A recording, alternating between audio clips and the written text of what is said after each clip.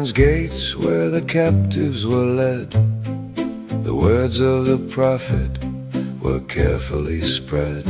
Jeremiah wrote down a message of old to keep them from chasing the silver and gold. You'll see in that city the idols of pride, with glitter and jewels on the outside tied. The people will bow to the wood and the stone, but you must remember the true God alone.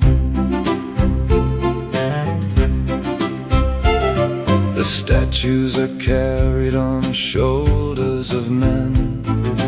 They have no power to rise up again. They sit in their temples in robes of bright red, with dust on their faces like those who are dead.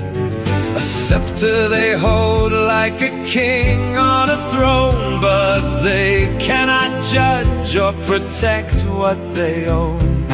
A dagger is gripped in a hand made of clay, yet they cannot turn a great army away.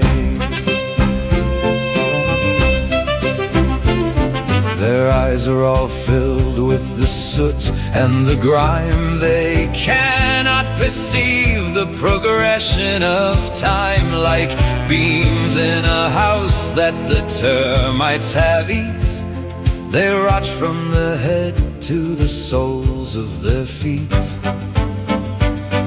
The candles are lit, but they see not the spark. They sit in the silence and dwell in the dark. The bats and the swallows fly over their head. They have no more life than a loaf of old bread. If they should fall over and land on the floor, they cannot get up or walk out of the door. If someone should strike them, they feel not the blow. They have no direction or place they can go. The priests take the gold that was meant for the right to spend on themselves in the middle of night.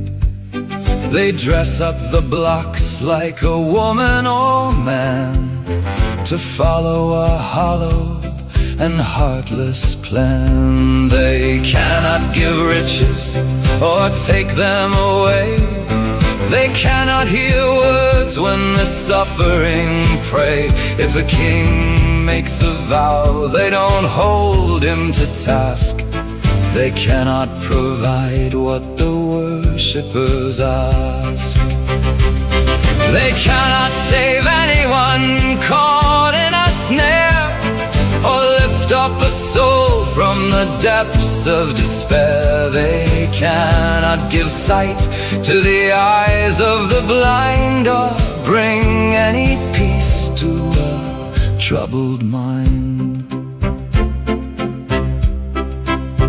So why would a person give honor or dread to things that are silent and empty and dead? They are but a work of a craftsman's design, without any spark of the spirit divine. When fire breaks out in the temple's high hall, the priests run away or they scramble and crawl, but the idols remain and they burn in the heat like straw, or like chaff, or like kernels of wheat. They cannot resist a great king or a thief. They cannot bring comfort or offer relief. A wooden bowl used by a commoner's hand is better than gods in a Babylonian land.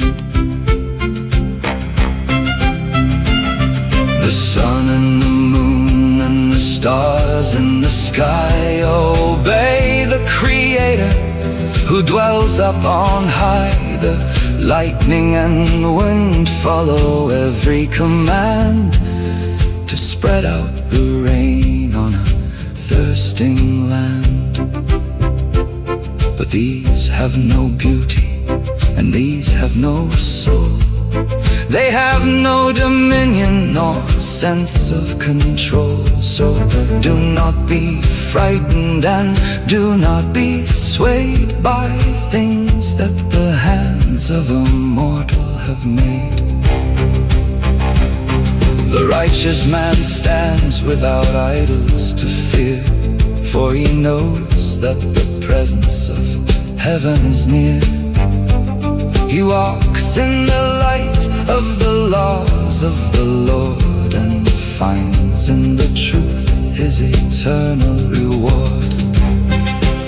So heed the old letter that Jeremiah sent, to keep every heart and each spirit content.